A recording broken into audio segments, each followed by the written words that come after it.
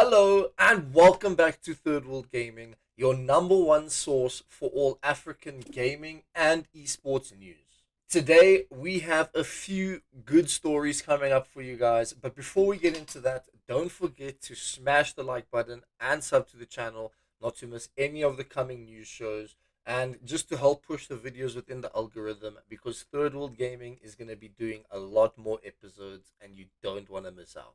First up, we have a topic that has caused quite a lot of controversy within the Rocket League and within the sub-Saharan Rocket League community as well. We are going to be talking about Team Mobula from Spain qualifying to the RLCS London Major as the sub-Saharan African representatives. Now, firstly, my personal opinion is this is absolutely ridiculous. I don't know how Rocket League has created these rules, but it is what it is. We can't really do anything about it. But the fact that a Spanish team is going to be representing sub-Saharan Africa is something that I can't even comprehend.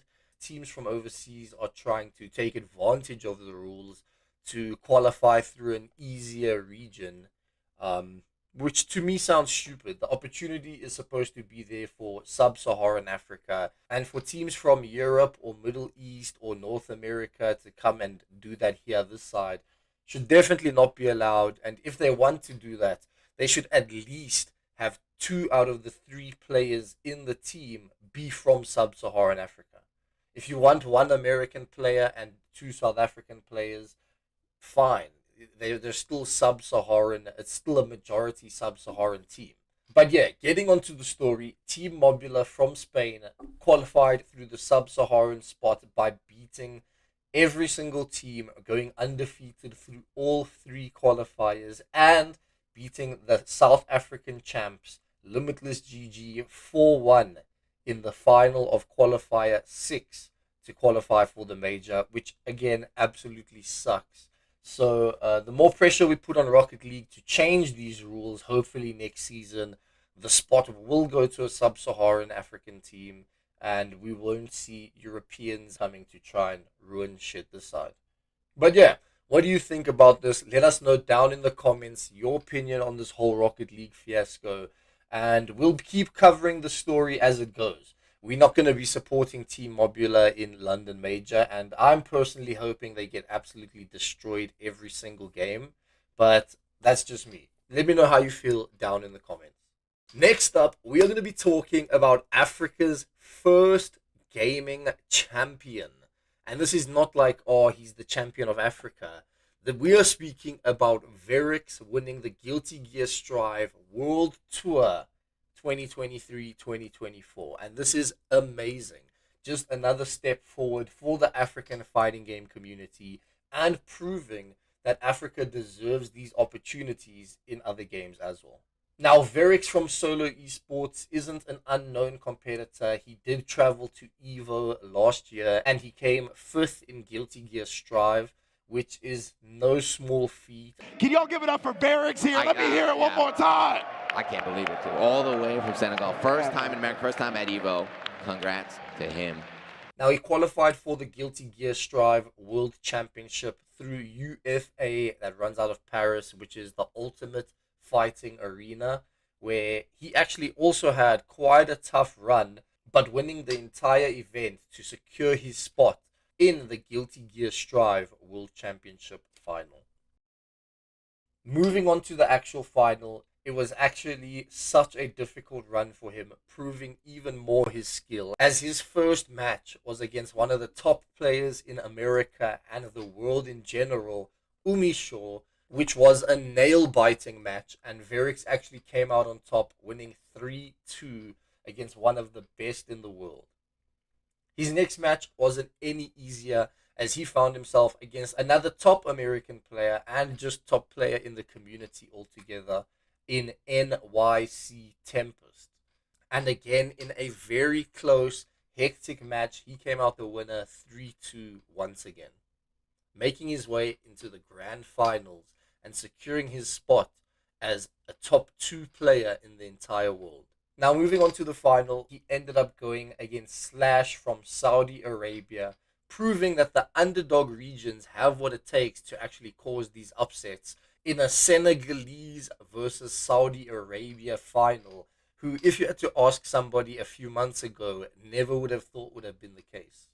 And once again, in a crazy, crazy final, he came up 3-2 against Slash, securing his spot as the Guilty Gear Strive World Champion and Africa's first World Champion, which is amazing. Well done, Verix. You deserve all your props. And once again, you represented Africa so well.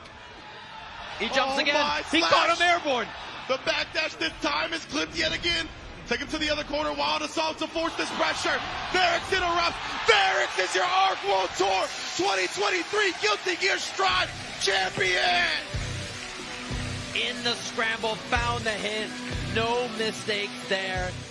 Next up, we're going to be talking about the infamous Esports World Cup, which is going on in Riyadh, Saudi Arabia. And unfortunately, this is not going to be a good story, as we are talking about Africa being left out of the Esports World Cup.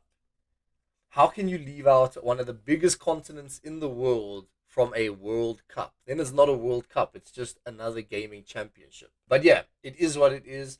There is a slight chance for Africans to qualify, and I mean very slight chance, as there is a MENA region, which is Middle East, North Africa.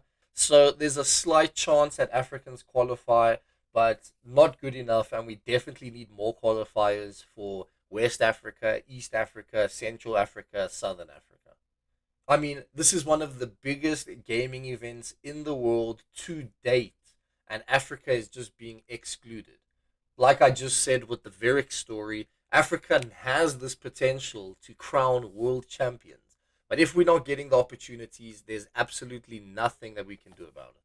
And people could say, oh, but there's no African teams good enough. Of course there is. In Ghana, we have Canvic Esports. In Senegal, we have Solo Esports, who Verix, that we just spoke about being a world champion, comes from, as well as Hamza, one of the best Mortal Kombat players, or if not the best Mortal Kombat players in Africa, also comes from. And from South Africa, we have Bravado Gaming and Goliath Gaming, who have both proved on multiple occasions that in their team, they have players that can run with the best, both in CSGO, in FIFA, in Street Fighter, in Tekken, and not giving us these opportunities is absolutely dumb.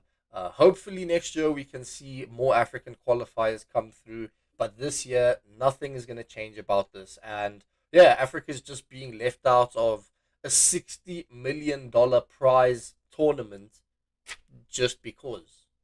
And for our final story of today, we're going to be talking about the Tekken World Tour coming to Africa in the form of Paradise Game Battle, Africa's first Masters event.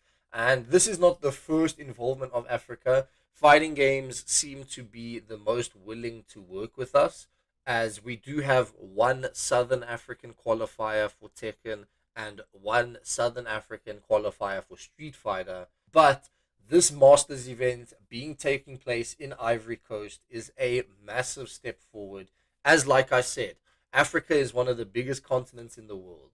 We need more opportunities to support the massive region and to give enough players the opportunity to prove what they got. We can't just have a Southern African qualifier, because that leaves out Northern Africa, Central Africa, West Africa, East Africa. And although this is Ivory Coast, it's not the entirety of Africa. It's a great step forward. And I'm sure with the results that Bandai and Tekken are going to be getting from all of this, there will be more African qualifiers in the future. Now, this is Africa's first Masters event. It's not Africa's first event in general. As I mentioned, there is a Southern African event in CTS, or Cape Town Showdown, which happens every year. It's not a Masters event, but it is a Challengers event, which doesn't provide as much points as Masters events, but still enough points to bring international players to South Africa to compete and try and win this event. Now, getting back to Paradise Game Battle, this was such a sick event. Watching the stream made me feel like I was watching something overseas, except it was here in our backyard in Africa. It was so awesome. As I mentioned, players from around the world, from the UK, from France, from around Europe, from the Middle East, traveled to Ivory Coast to try and win these Masters events points, which at the end of the World Tour counts up for a lot. Ivory Coast top players in Skywalker, Johnny Shaoling, and the Brewmaster all competed amazingly, proving their skill, all placing within the top 8. Skywalker placing 4th, Johnny Shaoling placing 5th, and the Brewmaster placing 8th. One of the highlights from the tournament for me was an international player. I'm not too sure if I'm going to be butchering his name, but Raif, who is a 2-time Brussels champion in the last Tekken 7 event and the first Tekken 8 event, getting knocked out by Ivory Coast 2 stars, with him being knocked down to losers bracket by Johnny Shaoling and being eliminated before the top 8 by Skywalker. What a sequence by Shaoling. He finds the wall as well. X marks the spot. Up. He's looking so good right now. He is Rife on his final legs. He's just forced to spend the dash. Spooky. He I don't know what's going to happen. Oh my God, Shaoling! He got it on the final round! Ladies and gentlemen, Shaoling has sent Rife to the losers bracket.